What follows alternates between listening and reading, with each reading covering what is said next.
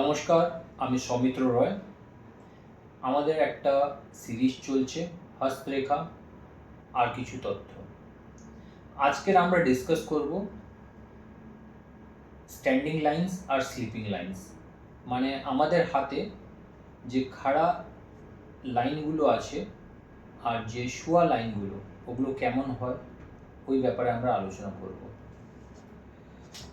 এটা আমাদের একটা হাতের ছবি, আমি এখানে দেখাবো। যদি আমাদের হাতে কোনো এরকম লাইন্সগুলো দাঁড়িয়ে আছে, মানে এগুলো স্ট্যান্ডিং লাইন্স হচ্ছে, খাড়া রেখা যাকে আমরা বলি।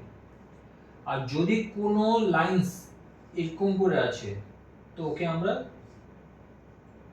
স্লিপিং লাইন্স বলছি। একে অনেকরা বলে রাহু রেখা।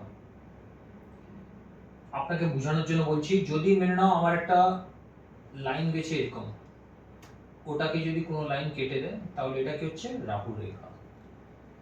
এই রেখাগুলো আপনার আঙ্গুলের মাঝখানে এরকম দাঁড়িয়ে থাকতে পারে, কাট থাকতে পারে, আপনার হাতে এখানে দাঁড়িয়ে থাকতে পারে, কাট মার্ক থাকতে পারে,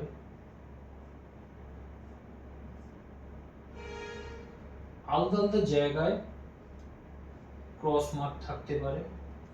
একটা ভালো লাইন আছে, ওটাকে কেটে দিল, এটা ক্রস মার্ক হয়ে গেল। তো আজকের আপনাকে আমি বললাম হস্তরেখাতে যে স্ট্যান্ডিং লাইন্স আর স্লিপিং লাইন্স, খাড়া রেখা আর রাহু রেখা। ধন্যবাদ।